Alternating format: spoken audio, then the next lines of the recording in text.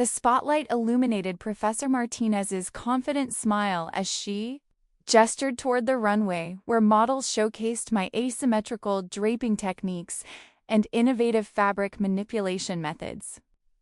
Each piece represented weeks of experimentation in pattern making, hours of hand-sewing details that pushed traditional construction boundaries, and a creative vision that had emerged from my obsession with sustainable fashion innovation.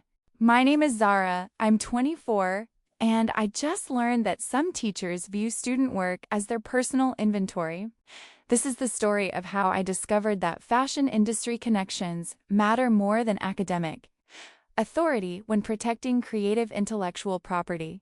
The sustainability focus in this collection demonstrates sophisticated understanding of contemporary fashion challenges, commented Judge Patricia Williams, examining the bamboo fiber blazer I'd developed through 3 months of material research and testing.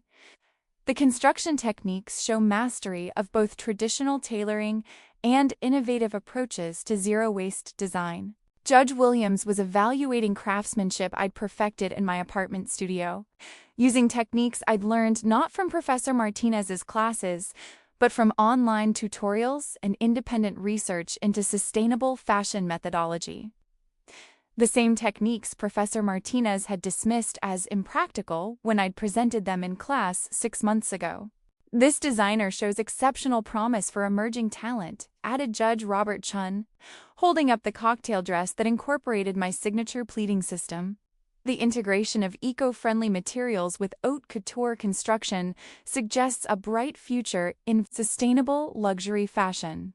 I watched from the audience as my creative work received the recognition I'd been dreaming of, except the recognition was going to someone who'd stolen my designs while positioning herself as a mentor, supporting my educational development. My phone buzzed with a text from my mother backstage after judging.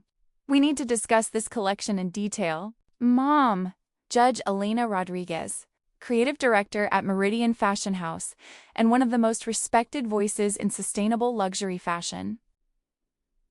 The woman who'd been quietly advising my design development for 2 years, who'd connected me with fabric suppliers and construction experts, who knew every detail of my creative process because she'd been supporting it professionally. The judging concluded with Professor Martinez accepting congratulations from panel members who praised her innovative approach to sustainable fashion design. She basked in recognition for creativity that wasn't hers, stealing not just my work, but the career opportunities that should have accompanied professional acknowledgement of my design capabilities. "Zara, meet me in conference room B," my mother texted as the audience dispersed. "Bring your original sketches and construction notes." I gathered my portfolio, the documentation I'd maintained throughout my design process, including initial concept sketches, material research, pattern development notes, and construction photographs that proved every element of Professor Martinez's collection had originated in my independent work. The conference room was empty except for my mother, who was reviewing judging notes and comparing them with photographs of the runway collection on her tablet. "Zara, I need you to explain something to me," she said without preamble. "The collection Professor Martinez just presented contains techniques and design elements that are identical to work you've been developing over the past 6 months." "Because she stole my entire portfolio," I replied, opening my sketchbook to show original concept drawings dated months before. Professor Martinez's first mention of her new collection, every design, every construction technique, every sustainable material choice came from work I developed independently outside of class. Mom examined my documentation with the professional expertise that had made her one of the fashion industry's most respected creative directors. Original sketches, material samples, construction photographs, and development notes that told the complete story of my creative process. "This is systematic plagiarism," she said, comparing my original work with photographs from the runway presentation. "Professor Martinez has stolen intellectual property that represents months of independent research and development." "What can I do about it?" I asked.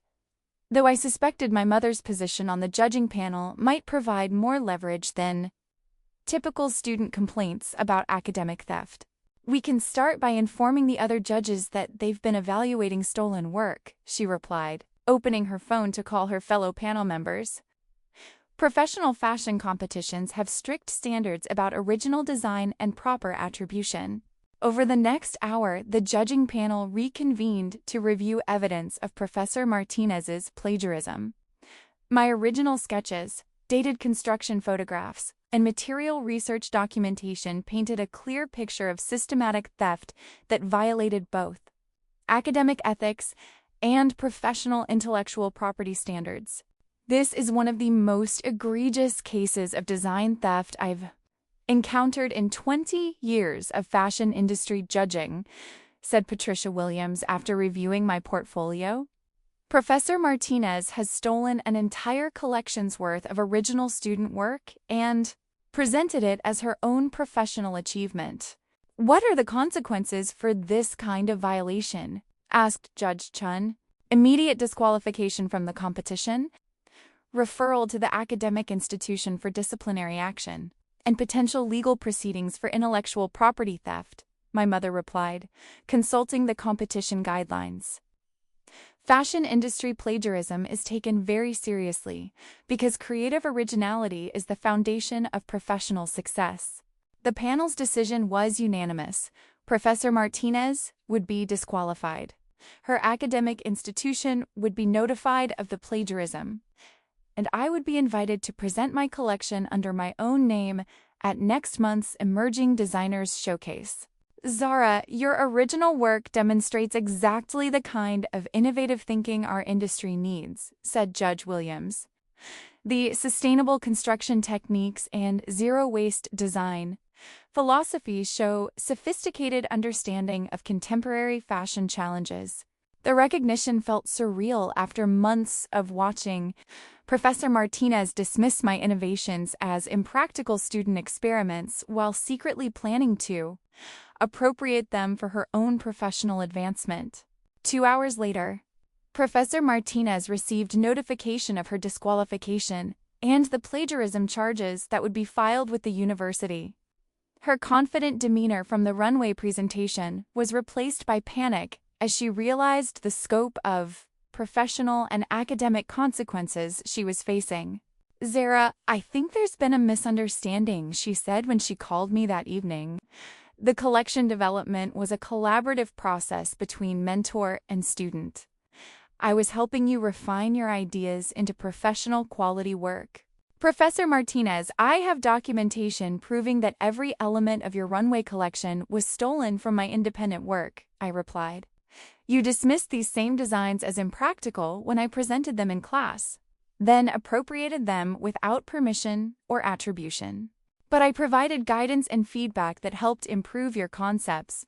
You provided criticism that discouraged me from pursuing the ideas you later stole," I corrected. "The improvements came from my own research and development work that you had no involvement in." The legal resolution was swift once the fashion industry panel verified the evidence of systematic plagiarism. Professor Martinez faced academic disciplinary action, professional consequences that damaged her reputation in the fashion community, and financial penalties for attempting to profit from stolen intellectual property. This case has become a cautionary tale about intellectual property protection. In fashion education, noted Dr. Sarah Thompson from the Fashion Institute during a conference on academic ethics. Professor Martinez's theft demonstrates why students need clear legal protections for their creative work. 6 months later, my original collection was featured in Sustainable Fashion Week, where it received recognition for innovative zero-waste construction techniques and sustainable material applications. The designs that Professor Martinez had stolen became the foundation for my professional career in sustainable luxury fashion. "Zara's work represents the future of environmentally responsible fashion design," wrote fashion critic Maria Santos in her review. "The technical innovation combined with aesthetic sophistication demonstrates that sustainability and luxury are not opposing concepts." The most meaningful outcome wasn't the professional recognition or even the legal justice. It was proving that student creativity deserved protection and attribution regardless of academic power dynamics. Your case has helped us develop stronger intellectual property policies for student designers, explained Dr. Jennifer Martinez, the new department head who replaced Professor Martinez after her termination. We now have clear procedures for documenting student work and preventing faculty appropriation of creative intellectual property.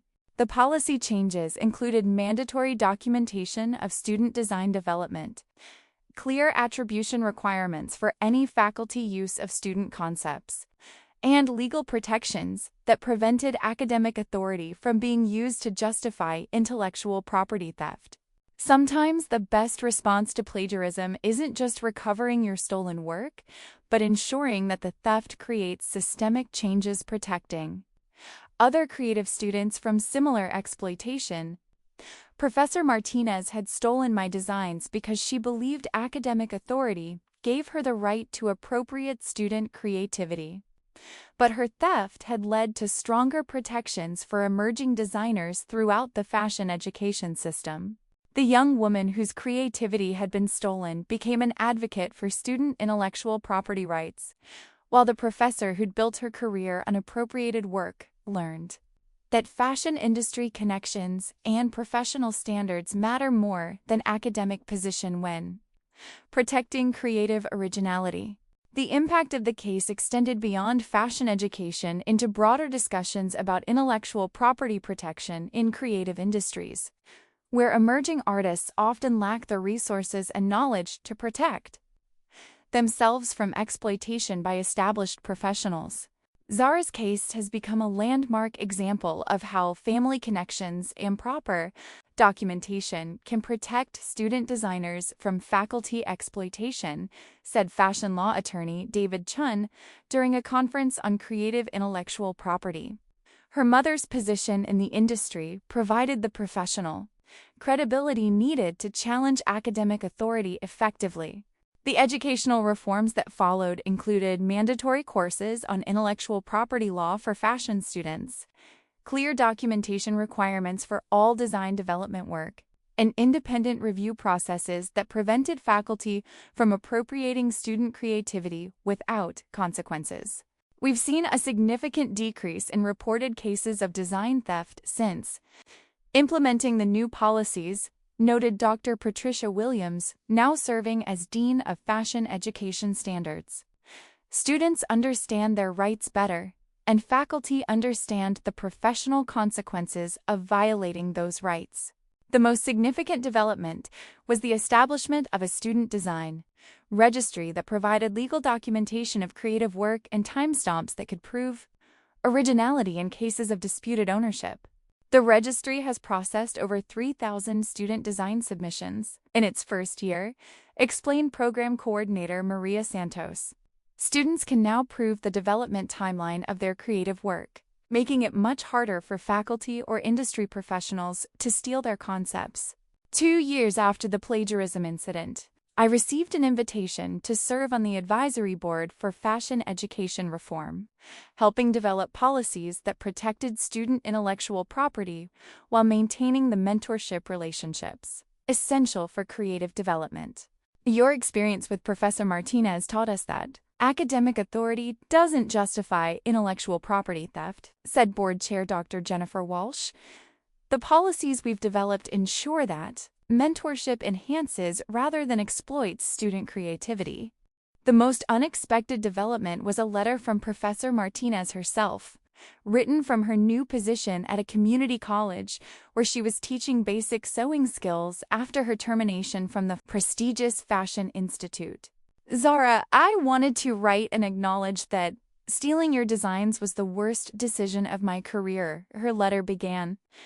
I convinced myself that my experience and guidance justified claiming ownership of your creative work. But I realize now that I was simply taking credit for talent and innovation that belonged to you. Her letter continued. Working at a community college has taught me about genuine mentorship, helping students develop their own creative voices rather than appropriating their ideas for my professional advancement.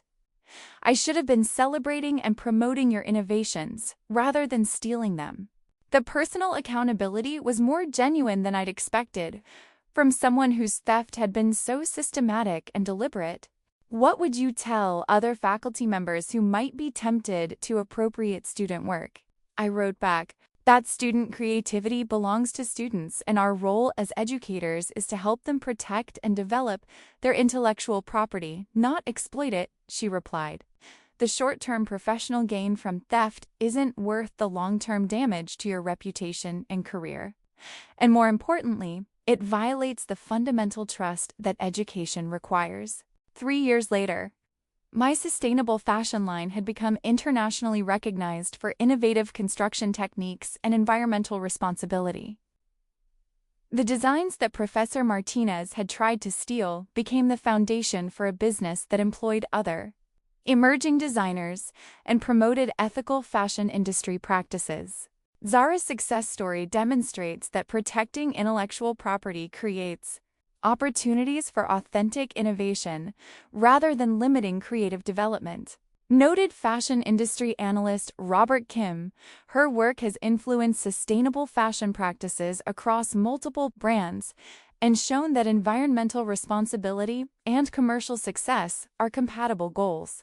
The most meaningful recognition came from other fashion students who cited my case as inspiration for protecting their own creative work and pursuing careers in sustainable design despite industry challenges. Your experience showed me that students can successfully challenge authority when armed with proper documentation and professional support, wrote fashion student Jennifer Martinez during my guest lecture at her school.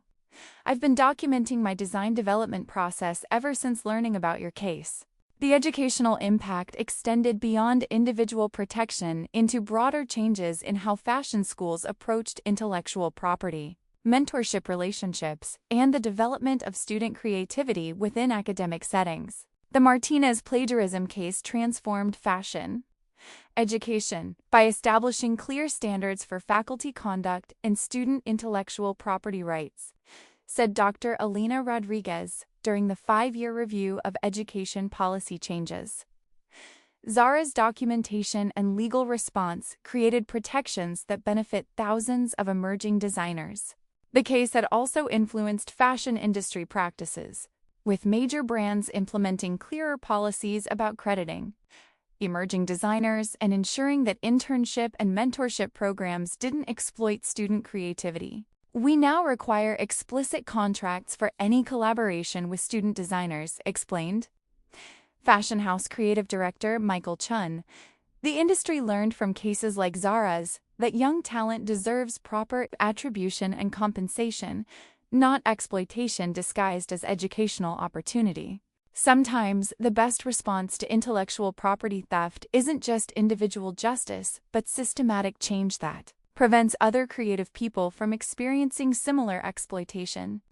Professor Martinez had stolen my designs because she believed academic authority justified appropriating student work. But her theft had created awareness and policies that protected countless other emerging designers from faculty exploitation. The young woman whose creativity had been appropriated became a leader in fashion education reform, whose advocacy protected the next generation of designers from the theft and exploitation that had threatened to derail her own career before it began.